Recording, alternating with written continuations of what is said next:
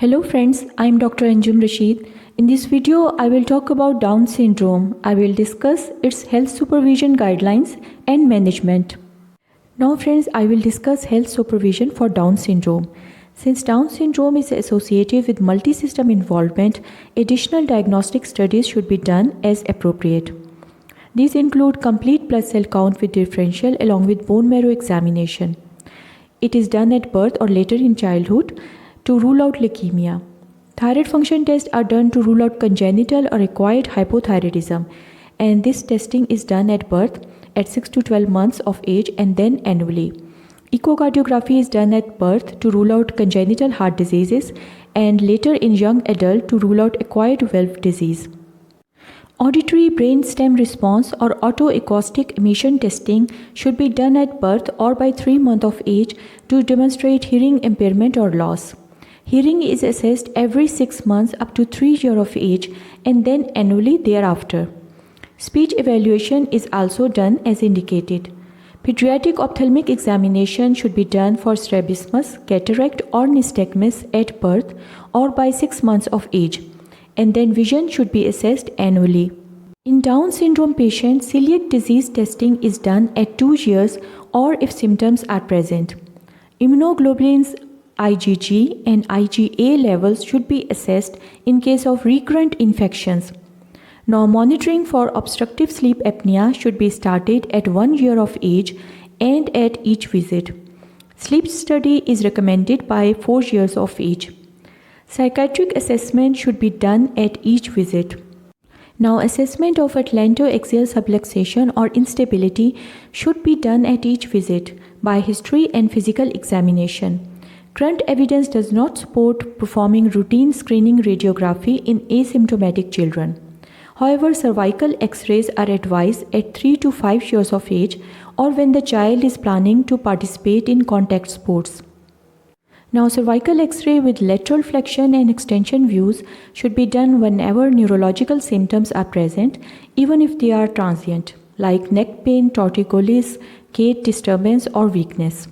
Cervical X-ray is also done before administering anesthesia if signs suggest spinal cord compression. MRI is also recommended regularly for evaluation of atlantoaxial instability. Now, special growth charts are available for children with Down syndrome. Similarly, a developmental chart based on modified Denver developmental screening is also available for assessing developmental milestone in children with Down syndrome.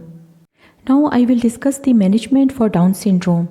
There is no medical treatment for intellectual disability associated with Down syndrome, but improved medical care can greatly enhance quality of life and increase life expectancy. Now, first important element of medical care is the genetic counseling. For free trisomy 21, a previous history of trisomy 21 increases women's risk for a recurrence. If a couple has a child with trisomy 21, recurrence risk is about 1%. In case of translocation, the recurrence risks depend on the type of translocation. For de novo translocation, this risk is 2 to 3%. For translocation carrier mother, it is 10 to 15%. And for translocation carrier father, it is 2 to 3%. In a carrier patient with 21q and 21q translocation or isochromosome, recurrence risk is 100%. Second important step of the medical care is the standard immunization and well child care. Consider pneumococcal and influenza vaccination for children with chronic cardiac or respiratory diseases. Now, management of specific manifestation of Down syndrome or associated conditions such as hypothyroidism, infections, congenital heart diseases, epilepsy, or celiac disease should be done. Now, appropriate surgical management of associated conditions should be given, such as congenital heart defects, duodenal atresia, Hirschsprung disease, atlantoaxial instability, congenital cataract, or obstructive sleep apnea.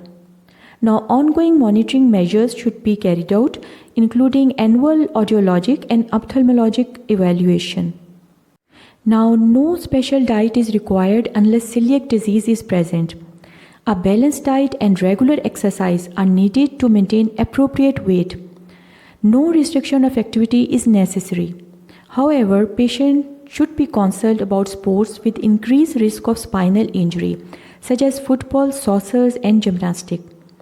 Now, patients with symptoms of arrhythmia, episodes of fainting, palpitation, chest pain, or abnormal ECG finding should refrain from participating in sports and strenuous exercises. In adolescent girl, gynecological care should be given. Similarly, discussion of issues related to transition to adulthood should be done.